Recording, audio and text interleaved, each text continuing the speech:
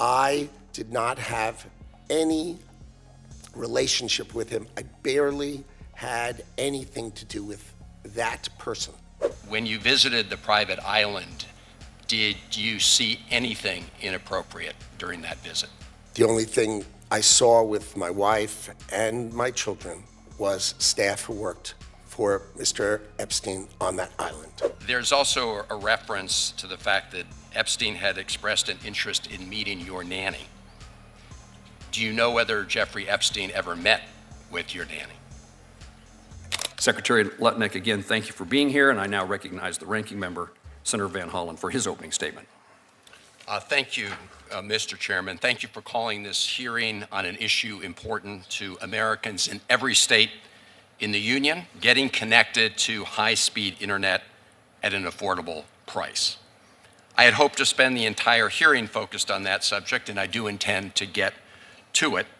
But since this hearing was scheduled, another matter has arisen from the Epstein files that goes to the heart of the credibility and honesty of our witness, Secretary Lutnick. Mr. Secretary, I hope during the course of your testimony we can get answers to some of those questions. As you know, Mr. Secretary, the issue is not that you engaged in any wrongdoing in connection with Jeffrey Epstein, but that you totally misrepresented the extent of your relationship with him to the Congress, to the American people, and to the survivors of his despicable criminal and predatory acts. You told us that when you and your wife first encountered Jeffrey Epstein in his apartment in 2005, he used sexual innuendo to explain why he had a massage table in the middle of the room. You said it disgusted you and that you hurried out and vowed never to set foot in the same room with him again, and you suggested that you never had anything more to do with him. I remember thinking that for all our disagreements, you had good instincts. But now that turns out not to be true. The information recently revealed from the Epstein files show that your statements were, at best, highly misleading. The files show that you had interactions with Epstein over the next 13 years, including long after he was convicted in 2008 of soliciting the prostitution of a minor. And Mr. Secretary, that does call into question your fitness for the job you now hold and the question of your credibility before this committee and the Congress. It also relates to testimony here on the subject that the chairman raised, because at the confirmation hearing last year, your confirmation hearing, you seemed to fully appreciate the need to get construction underway on the broadband build out to get our constituents connected.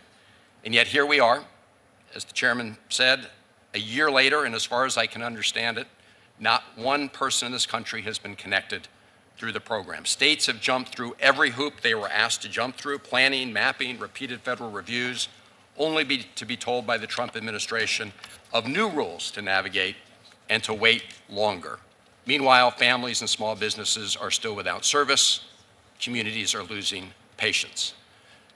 In my state of Maryland, we've been told we will only get $79 million, a reduction of over 70% from the total of $267 million that has already been obligated to the state.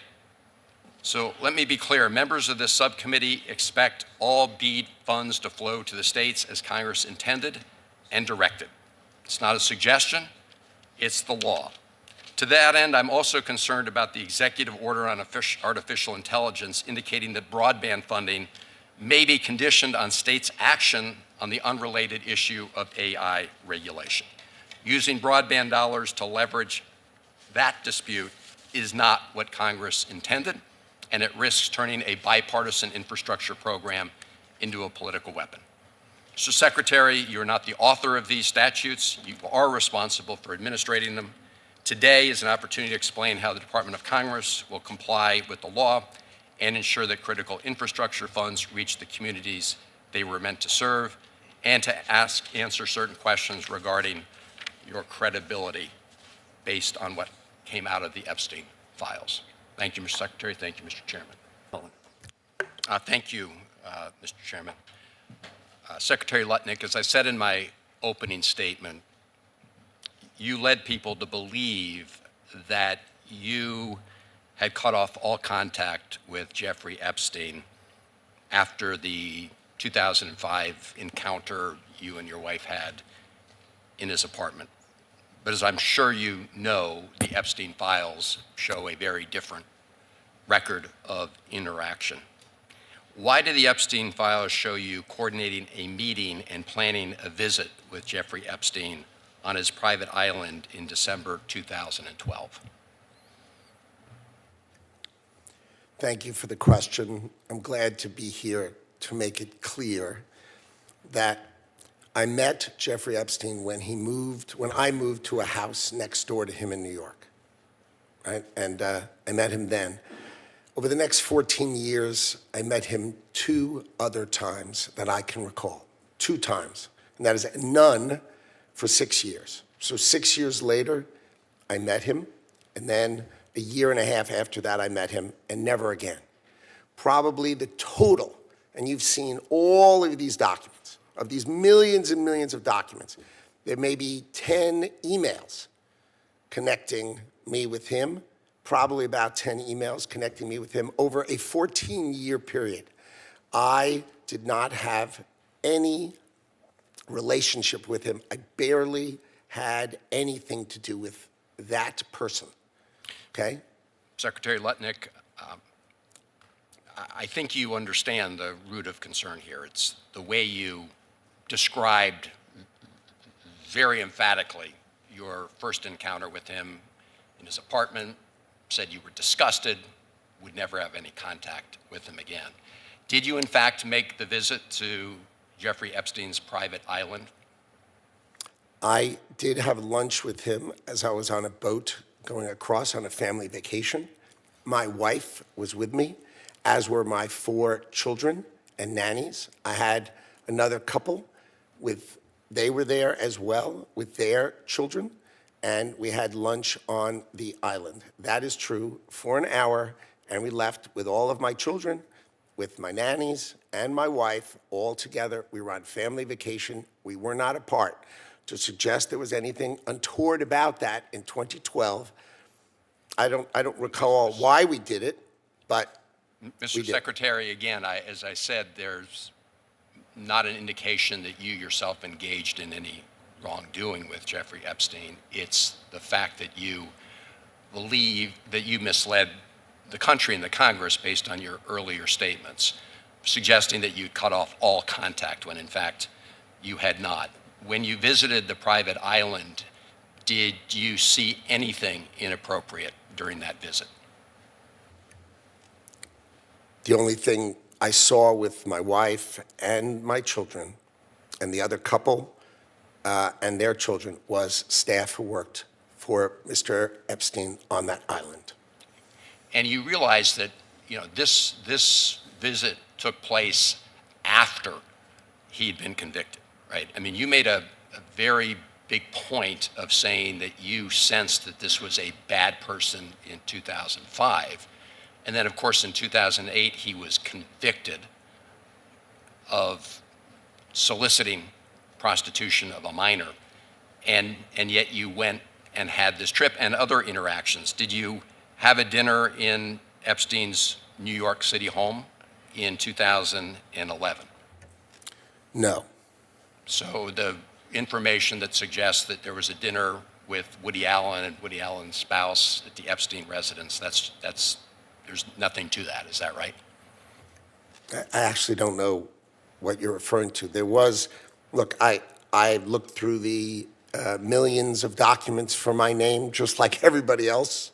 Yeah. And what I found was there was a document that says that I had a meeting with him on, in May, I think, for an hour at 5 o'clock. Okay. Not dinner or otherwise, for an hour at 5 o'clock. All right. There's also a reference to the fact that Epstein had expressed an interest in meeting your nanny. Do you know whether Jeffrey Epstein ever met with your nanny? No, I saw that. I had no idea what that was about. It had nothing to do with me, No as far as interaction I at know. all with him on that? No, as far as I know, no. Would you, Mr. Secretary, be willing to ensure that the file is complete to share with this committee and the Congress your own records, any records you have that relate to Jeffrey Epstein? I will surely talk about that. I hadn't thought about that. I have nothing to hide, absolutely nothing. All right. Well, thank you, Mr. Chairman. Again, I do think this goes right to the heart of the question of credibility based on the Secretary's earlier statements. I hope to pursue some of the other issues in front of the hearing as we go on. Thank you. Senator Kennedy. Thank you, Mr. Chairman. Thank you, Mr. Secretary, for being here. Mr. Secretary, the Census Bureau is under your jurisdiction, is it not? Yes, it is. And the Census Bureau is in charge of defining what it means to be poor or in poverty in America. Is that correct?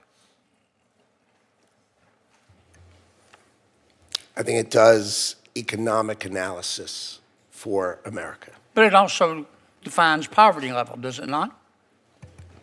I don't know if it's the defining. Well, you need to Bureau. look, because it does. Okay.